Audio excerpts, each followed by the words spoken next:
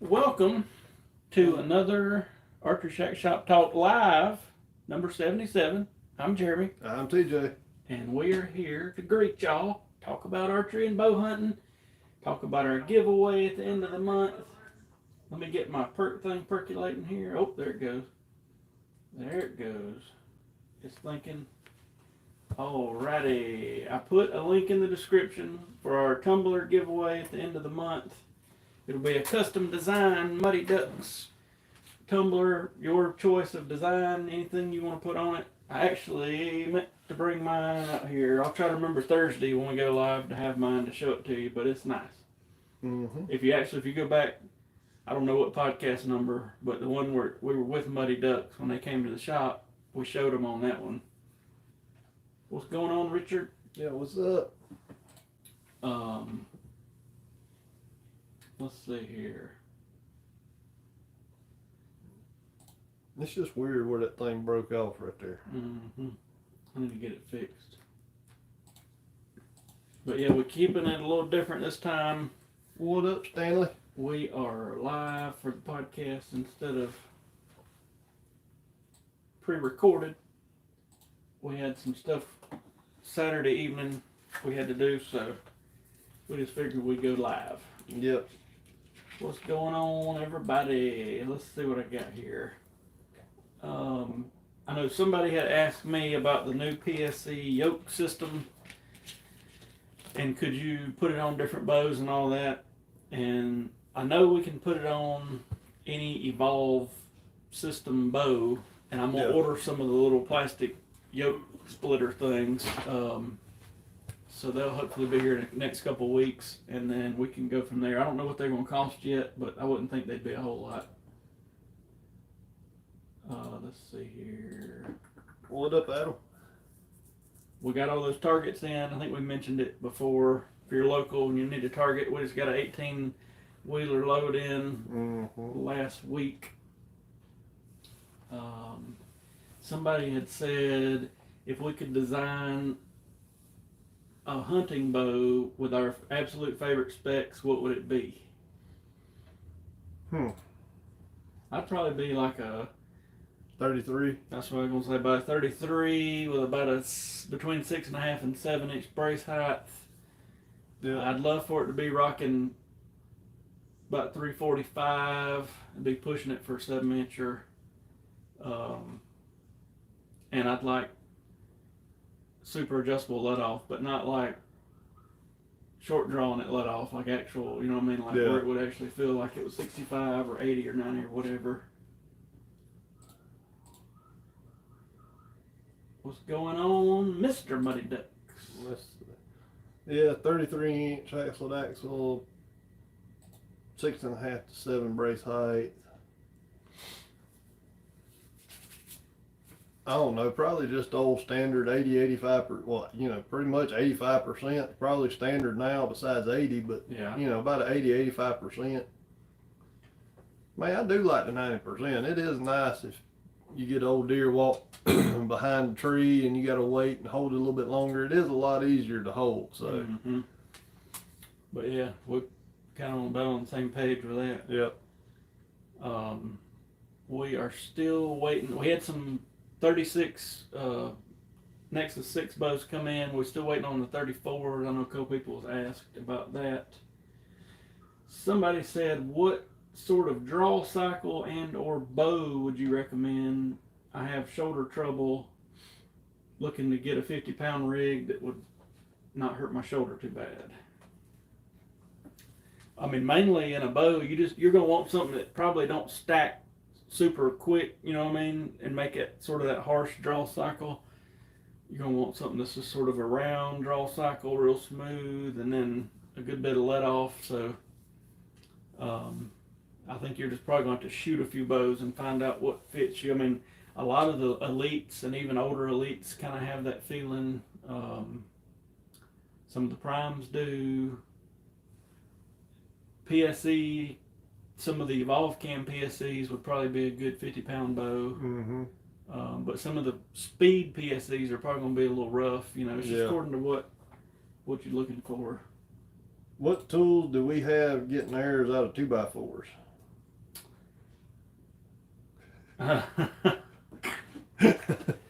Yes, he does. Well, we got a hammer and a chisel. Yeah. And some elbow grease. Yep. But there's more arrows and tips and inserts in that wood out there and even we had somebody blast one through our door that leads to our little shooting hallway here, and we had somebody blast one through the back door. Yep. And there's several that have missed this big 4x4 foot target in the back here trying to shoot it through the paper. Well, and it don't help matters. We got all them light bulbs sitting right there right now either. I guess the roof is the only. TJ had somebody shoot a quiver off the wall this past year. They quick fired one across the showroom in there and shot a quiver. I don't guess we've had anybody shoot one in the roof yet. Well, what about the one out there in the 2x6? Yeah, outside there's one in the roof. But and then that guy, what was that fella? Oh, Clay. That's who it was. He's out there. I mean, I hadn't seen him shoot yet without hitting the 2x4. I'm just kidding. But anyway, good times. Oh yeah, good times. I think everybody in the shop, even me and you, has at least hit the 2x4 at one point in time. I don't know if I'd say my most embarrassing, but definitely a top 3 was like 99-ish. I was shooting some sort of a state shoot up at Kiwi Bowman before they had the cardboard above the target, so if you went above it, they still had the brick wall back there. And I did something and was shooting a handheld release, and I hit that pinky trigger, and I fired one up there in the bricks, and I felt that big. But I did not shoot the lights out like our good friend Travis did. I think I hit the divider up there that time. I can't remember what we were shooting, but I don't remember what happened. But I ended up hitting the wood divider between the targets. Clay, I'd say we use some X99 material because it's a good solid material, and for that bow it would be 120 for the strings and us putting them on and tuning it back up and everything. Let's see, Brad, no snow, but if we in the past week or two would have had precipitation in conjunction with some of the temperatures, like tonight it's supposed to get down to 27 here. We probably had ice and snow and all that stuff. I think it went right above us and maybe below us. Mm-hmm. So Adam has the same thing. He put one through his truck tire like you did your daddy's trailer tire. I remember round about the year 2000, a guy had set a bow up was shooting and somehow missed the target and shot his daddy's truck in the door, and the arrow stuck in it. It was a Chevrolet dually truck, and I was like, oh Lord. But you never know. You never know. Let me go back over here. I had a couple questions I know people had emailed in. And I know if Vanessa's on here, she's going to tell me. But I put one through the wall at the old house. Uh-oh. How'd that happen? Before we tell that story. Oh, Lord. Let's tell the story about TJ getting startled from his sleep long ago when he still lived at his parents' house. He snatched out his revolver and hit the hammer on his something, and it fired off inside the house. No, I was actually putting it in the case, and it was, I don't remember what time it was, but ended up catching the hammer on the case, and it shot. That was a sensitive hammer on that gun, but didn't want nobody shoot. Nobody wanted me to shoot at him with that gun because I was pretty accurate, but I was, what was I doing to that old bow? I think I had to change D-loop out on it, and got my D-loop on there and everything, and I had a little old target in the floor that I was drawing back and aiming at just to check everything. Well, I got about 3/4 of the way back, and D-loop come loose. Mm. I was like, so drywall it was. Let's see, 6 degrees in Western Kentucky, 3/4 ice, 3/4 inch ice, 8 inches of snow. I'll pass. What's going on, Matt? Snakes in my attic story. So, to recap quickly, the front part of my house is like 100 and a couple years old. It's like an old farmhouse or whatever, and we got to hear. This was a couple years ago. We got to hearing. I don't know how to describe it, but it was just like something sliding around up there on top of in the roof. You know, I called TJ. I was like, "Come over here and listen to this thing." We decided it was some snakes. Well, at first we thought old possum raccoon done got up there. Well, yeah, we didn't know what was going on. So this rambled on for a day or two because you'd hear them moving for a while and nothing, and you hear them moving. So finally, I got one of the guys that comes out here that I figured would have enough. How do I word this without? That was dumb enough to go up in the attic. He goes up in my attic, and in the living room it's a 10-foot ceiling. He goes up in there with a dang welding glove on, and fumbles around and comes out with 2 snakes. And what was that? 3 years ago? No, it ain't been 3. It ain't been but maybe about 2 years ago now. We hadn't heard anything since. But today, I went under the house to spray the bug spray stuff or whatever, and there were snake skins everywhere.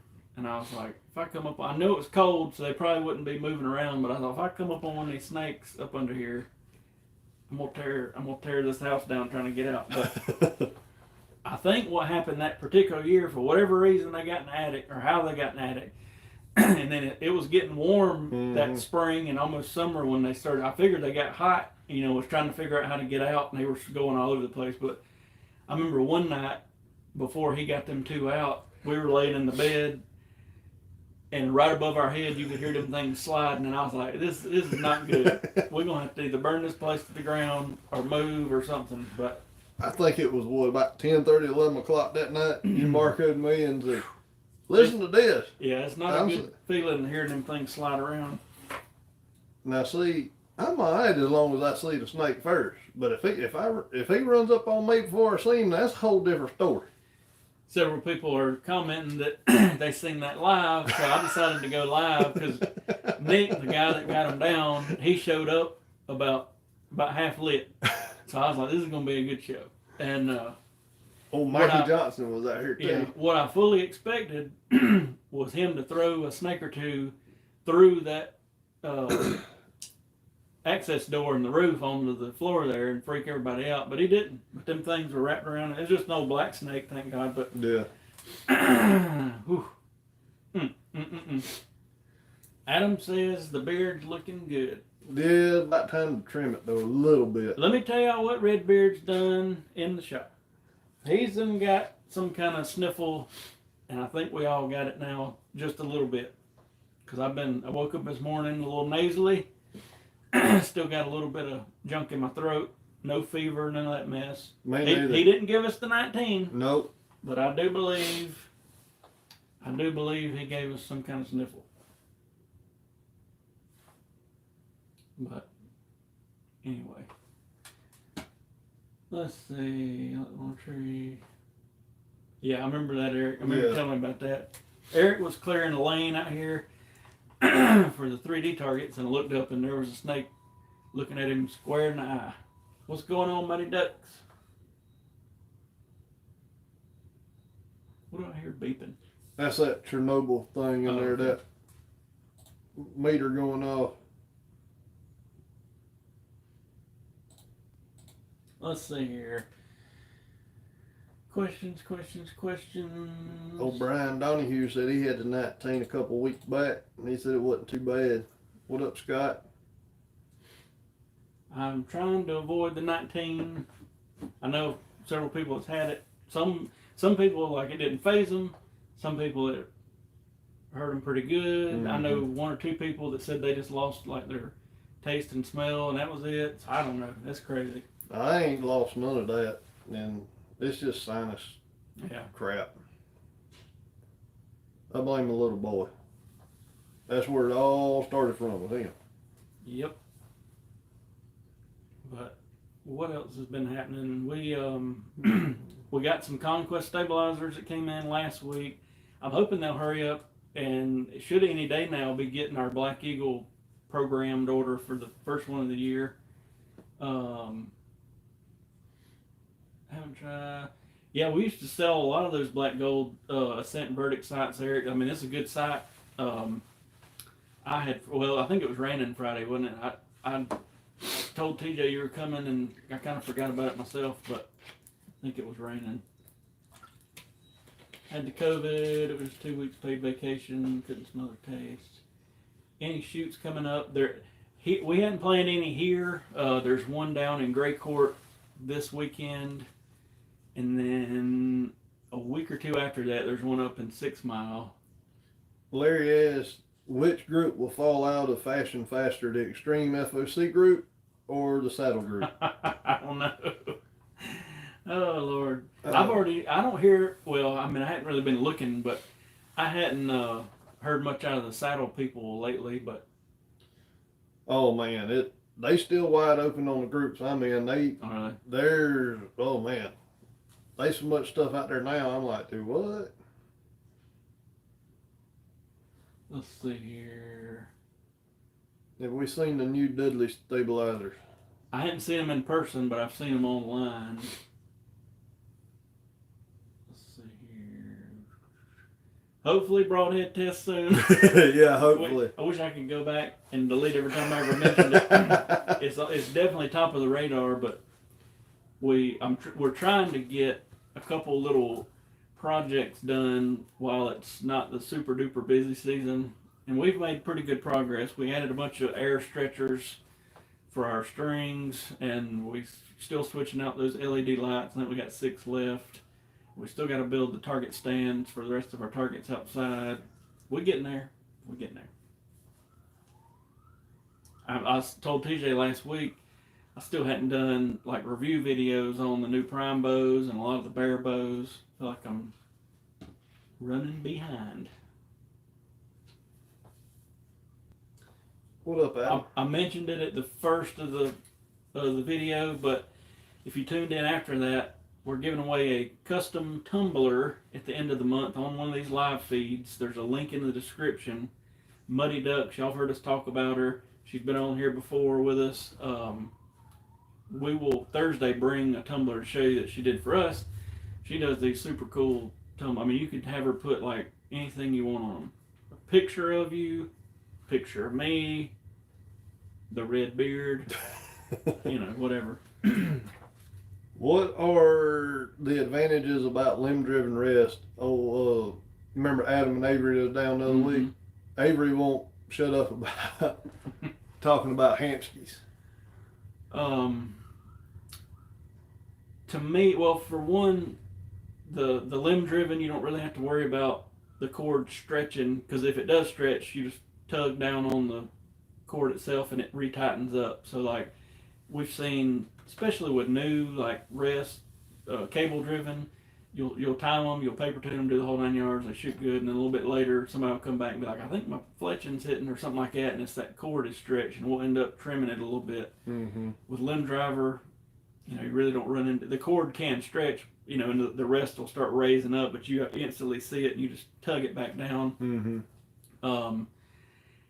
I hadn't done really any slow motion footage or looked at any, but I've heard that they drop quicker, and you don't have to worry about all that timing mess you do with a cable driven.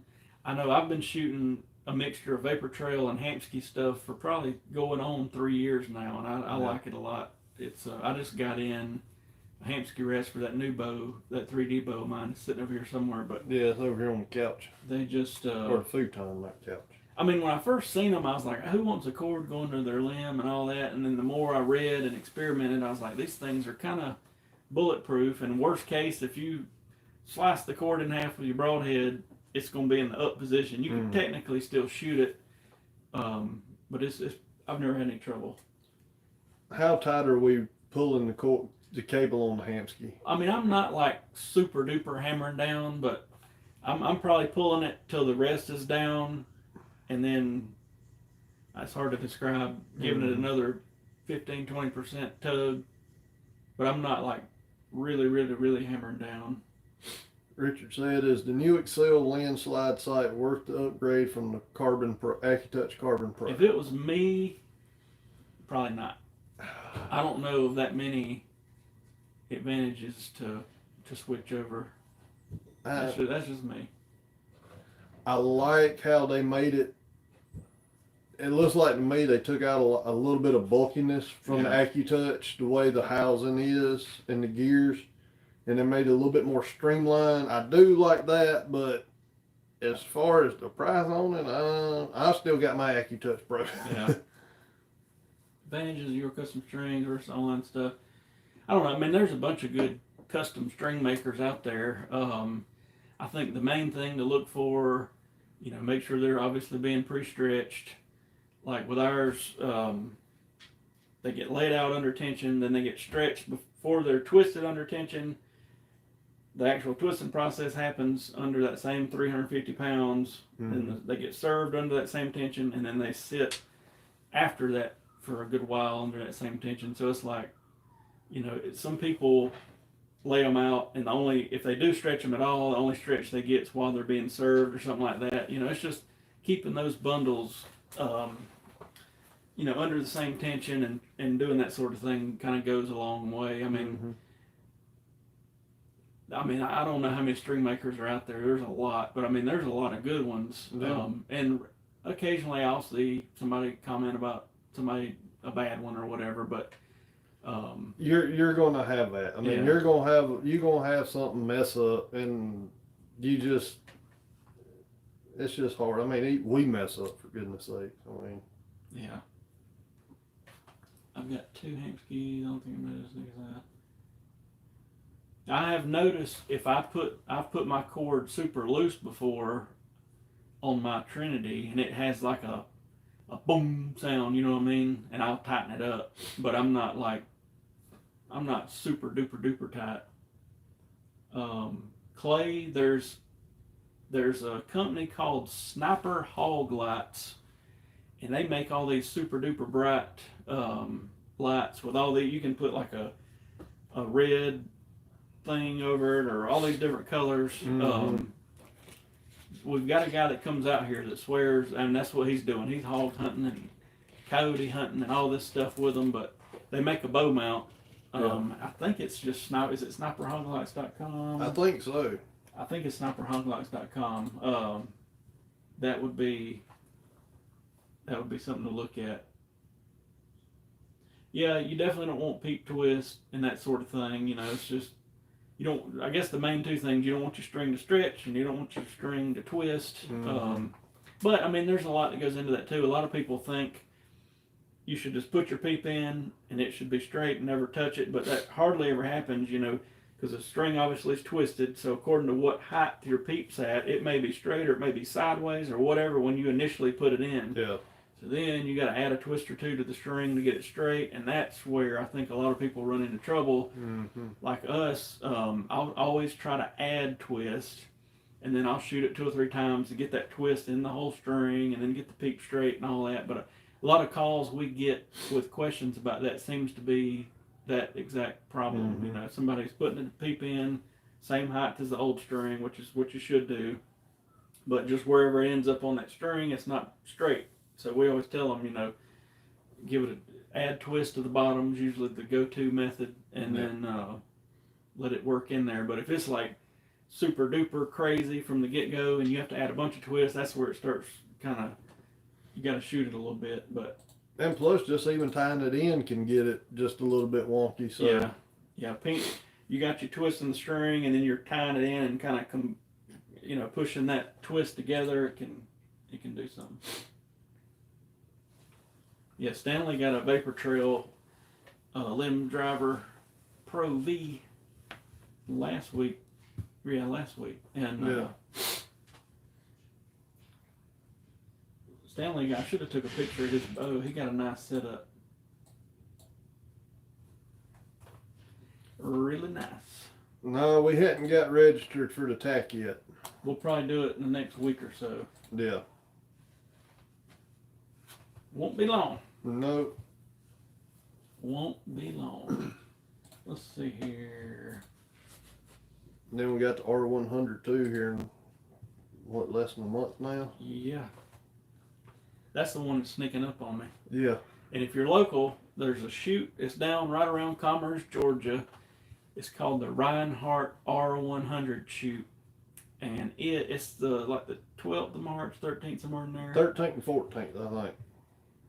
It's 100 targets, and they'll have 2 ranges of 50, but they bring wild targets. I mean, they'll be like giraffes and elephants and rhinoceroses and dinosaurs, hippos, catfish. Yeah. I mean, this stuff you don't normally shoot at. So it's worth going to. But if you go, I think it's r100.org. I think so. I think I'm telling you right. You can scope it out. But it's in Homer, Georgia, so it's like an hour from here. But it's definitely worth checking out. Big targets, little targets, bats hanging from tree targets, skunks. I mean, just all kind of wild stuff. They got a squirrel. Yeah, a squirrel, like you said, the bear sitting on a toilet. Yeah. Just wild stuff. Mm-hmm. It's neat. You got to shoot the apple out the deer's mouth. Yeah, I forgot about that one. It's like a double shot. You shoot the deer, and then there's apple in its mouth, and I think, like, if you hit the apple, you get like an extra 20 points or something. Yeah. It's pretty cool. Yeah. Pretty cool. I don't know what they're going to do, but I've had about 3 or 4 people say, I got a longer draw length, but I want to shoot the shorter prime. Because even Partain last year that worked, y'all seen Partain here, he ended up having to get the black 9 because his draw length's so long, but of course he don't want a 39-inch bow. No, that was the CT9. CT9, that's right. And then he got the 5 last year. That's right. But I just wish they'd left that 32-incher on out there. But we'll see what they do. If I had to guess, that's probably their number one, if you want to call it complaint right now, is that. Because we've heard it several times. Yeah. And we know for a fact that they're not going to do anything shorter than a 31. As far as we know, that's what we've been told. They said the way they're doing that center grip, they can't go any shorter and make it work. So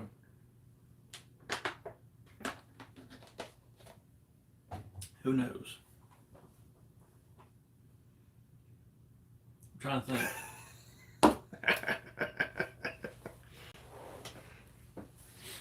I hadn't got it. You get comments before I do for some reason. It'll pop up in a minute. Yeah. I won't repeat that. One day, I'm going to set up the fancy cameras to the laptop so we can make this look better, but it just takes too long. I was going to do it tonight, and I was like, nah. Hey, Adam Smith, I'm telling you, if you go to one, you will be hooked because, normally the R100 was like my number. I like that shoot just because of the different targets. But we shot the tack that year, and that is by far my favorite shoot. It's different targets too, but it's long shots, shot to 100 yards, and you got to walk. That's what I like about it is because around here, even at the R100, you might have a 60-yard shot, but at the tack on a couple of ranges, we shot that buffalo at 116 yards, and that was like, you don't get to do that. We shot the moose at 100. There was an elk at 100. Had to go up a mountain. Yeah, that's the only part I didn't like. With a rope. But yeah, it's something else. What's going on, Samuel?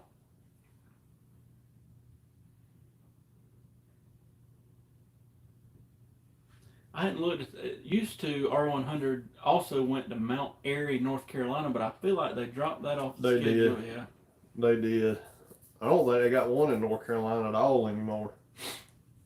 But it's definitely gained popularity. Yeah, they are booked.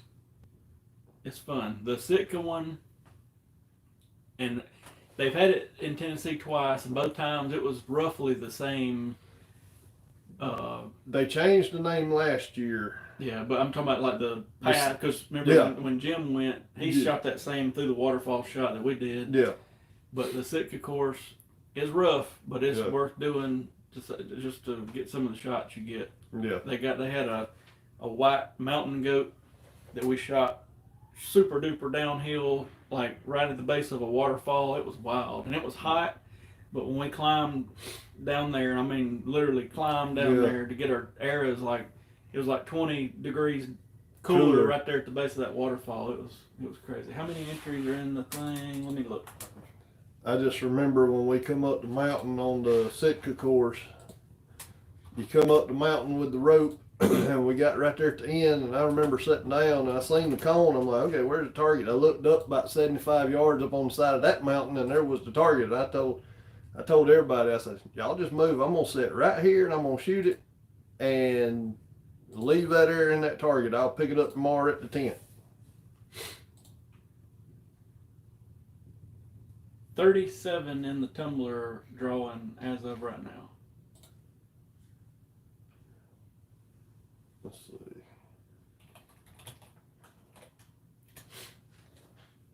Avery, it is, we on the Sitka course, we let 2 guys get in front of us of our group, because we have, 6 people? Yeah. Well, we started, that's one thing I wish they'd do a little bit better, is the way they mark it, because it's just what surveyors take. We actually, how many targets did we miss? 1 or 2? I don't remember, but we looked and looked and looked and could not figure out, because it's not like a defined trail, it's just woods and you looking for which way to go type thing, but that was sort of a pain in the butt. And we wondered how them 2 boys that we let pass us, how we got back in front of them, and they said, y'all missed like 2 targets back down there, and we're like, okay. And we didn't circle back. The video we did does not do it justice. The best part, we get to the base of this mountain, and there is a rope tied off that goes up. And we had to throw our bows and everything on our back to hold on to the ropes and stuff to get up this thing. And we were like, oh my God. Oh yeah. And plus, I was probably 50 pounds heavier, and that didn't... We had old Anthony, the one we call the Sea Otter. He was with us, and he's a heavy smoker, and he was probably about the heaviest of any of us. We all get up there, and he's nowhere to be found. We're hollering down the side of the hill for him, hey, and we don't hear nothing. So I'm getting my breath, thinking I'm gonna have to go back down there and find him, which would have been easier not toting all that stuff. But a few minutes later, here he come. I mean, literally hands and knees. We were like, oh man. Oh man, but yeah. And the prime course, it wasn't that bad. I mean, it was a lot of walking, but it wasn't bad. Yeah, it wasn't a lot of the mountain climbing stuff, but. And then they got the locals, whatever they call it now. It's like a regular 40-yard 3D course, and then the I think it's called the Yeti course now. It was the muddy course, and it's 25, 75 yards, but I think they said it had some super duper extreme angles. Mm-hmm. So.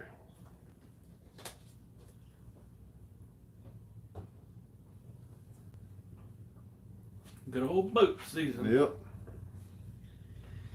Anyway, I didn't have any more questions wrote down, and I didn't really, honestly, I didn't go through a ton of emails and find them, but that's all I had. We will be back Thursday. Like I say, Saturday evening, we were working on some of those projects that I was talking about earlier, lights and this, that, and the other in here, and so I was like, let's just go live Tuesday night. But we'll be back Thursday night like usual, the chat, and then we'll go from there. We'll definitely, when we go to these shoots, do a video like we have before. If you're local, Tab is having a shoot this weekend down there in Gray Court. Check them out. Saturday, Sunday. Trying to think of what else is coming up. That's pretty much it. Don't Kiwi have something? I think it's indoor. Indoor as well. Okay. Because I think after this week we got a week or 2 off, which would be because I'm scrambling. I put new strings on my purple bow, and I'm getting some weird stuff through the paper. I'm gonna bring it. I was gonna try to walk back tune it at the house this weekend, but the rain didn't allow for that, and I wasn't putting no more holes in the walls. And I'm gonna bring it back up here probably tomorrow, since it's not supposed to rain, and hopefully get caught up enough to where I can walk back to it and see what in the world's going on. Yeah. I gotta just get my the Nexus 6 ready, because I'm gonna kind of set it up to do R100 and tack, and then eventually turn it into a full-blown 3D bow. But for those, especially the tack, I don't like shooting those big fat arrows because you shoot so far. So I'm gonna shoot probably those Renegades. But anyway, we'll get off here. Let y'all get back to your evening. Thanks for tuning in. Yep. And we'll be back Thursday night to chat with y'all. Don't forget to enter that drawing in the link below, and give us a good old thumbs up if you don't mind. It'll help us attract more subscribers and that sort of thing. And other than that, we'll see y'all Thursday. We'll see y'all later.